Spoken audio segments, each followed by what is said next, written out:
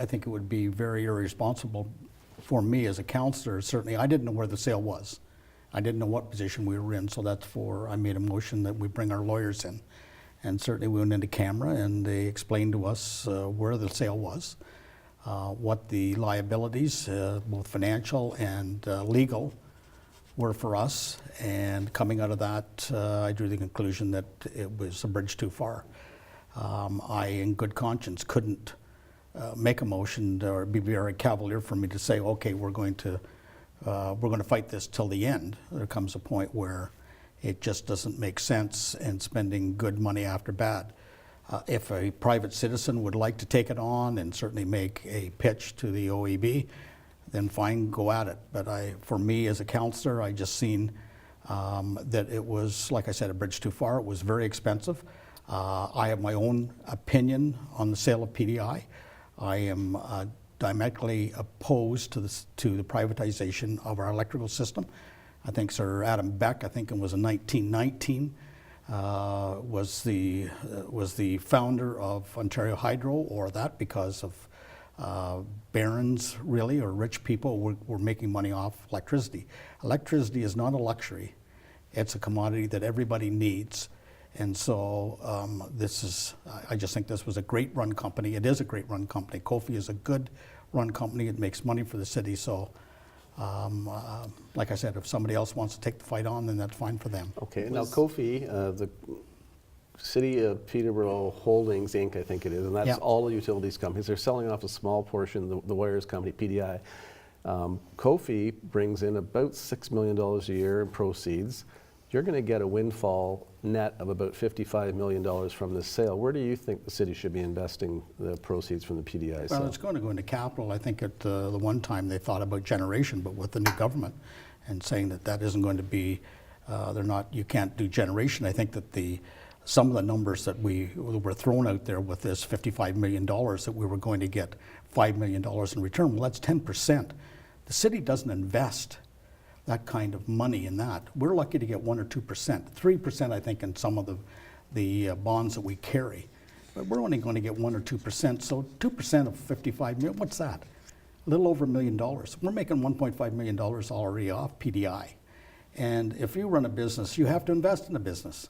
And certainly part of that is wires and poles. So I don't think it's in tough a shape as we're told it is. We've invested. I talked to the workers there and they say, we've invested money in poles and wires. And the debt load, the 50-some million dollars, was not all PDI debt. It was generation debt. It was a combination of all debt that COPHI had that were paying it down. So I said, for somebody to say it was all PDI debt, that's absolutely wrong. Okay. Now, there was a closed-door session of council where I believe it was there that you talked to your lawyers.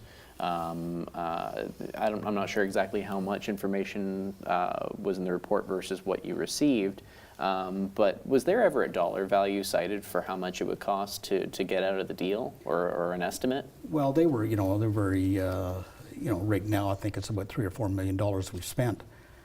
But all they did say was be very, very expensive to get up us. They didn't want to give a number, and certainly I think it behooved them not to give a number, but they said it would be very, very, very expensive. And the legal costs of just fighting this would add up over and above that. So they said, you're in for a fight. If Hydro wants to hold on to this and they see it's a viable company, which it is, then they're going to fight for this here. And then also, they could come back on us for future losses if you won it. Mm-hmm. I did see, there was talk that Hydro was going to take on the employees and that they'd guarantee at least a year.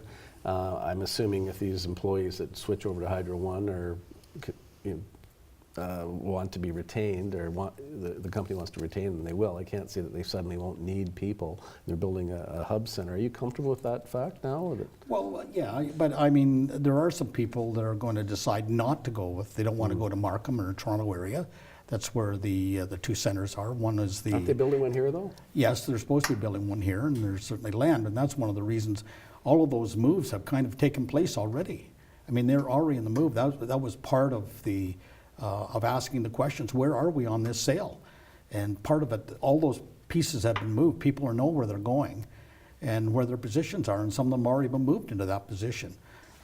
They've looked at some property out in Major Bennett and stuff like this. Right. They're going to build this hub. I mean, that hasn't come to fruition yet, but they're doing soil testing and all this stuff, so it's marching along. And of course, it'll have to go through final OEB approval, Ontario Energy Yeah. Board approval still Yeah. to come. Yeah. Okay. Now, last time I spoke with you about this issue on the Peter podcast, I believe you had said something along the lines of we didn't know if the OEB said no to the deal, whether or not that meant, okay, the deal is dead, or the city would have to figure out how to make the deal happen again.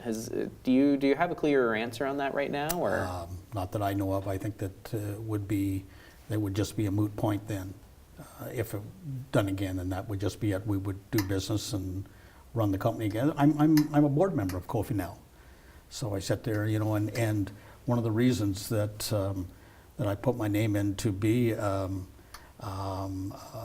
to make a not make a presentation, but just to get information on the sale, because I didn't know what was happening with the sale. It was kind of nothing was said or nothing was done, but something was happening behind the scenes. I wanted to find out what was going on with the sale and where we were. And that was you applying as an intervener, correct? Yeah, an intervener, so I mean, there was a perception that I had a conflict of interest because I was on the COPHI board. I went to the mayor. I said to her, "Do you want me to sit on the COPHI board with you?" And she says, "Absolutely." So I said, "Well, fine, I'll remove my name." Right. To get away from this perceived conflict of But interest. you're going to get all the information you need as a board member, Absolutely, correct? and I am. Now And- tell me, that's, you know, you, when this sale was approved, you weren't on that board. There was, I think the mayor and Dan McWilliams were part of that. And there's other, you know, very capable citizens on that board. Having been involved with that now, do you get a comfort level that they you know, took it was the right always path? it was never my perception that there wasn't good people there. It was your principle about It was my public principle power. about Yeah. the privatization of our electrical Yeah. system, and certainly I've seen what's happened in Great Britain and stuff like this here and other places where this has taken place, and there's always I just wasn't comfortable with it.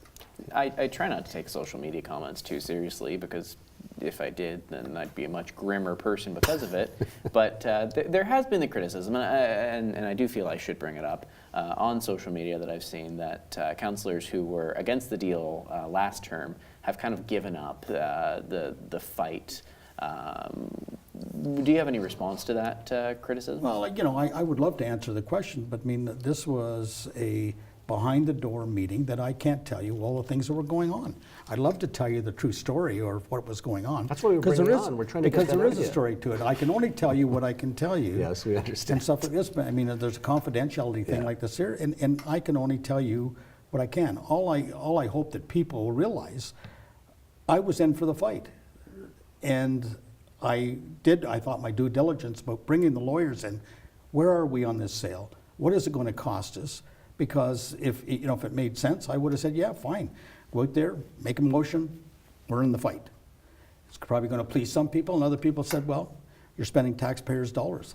I made a decision that I thought it was going to be very costly for the taxpayers for what we were going to get in return, and probably could be on the losing end of a decision. And now you're on that board, you'll be keeping an eye on things as that goes Absolutely. forward. And that's why I went on it.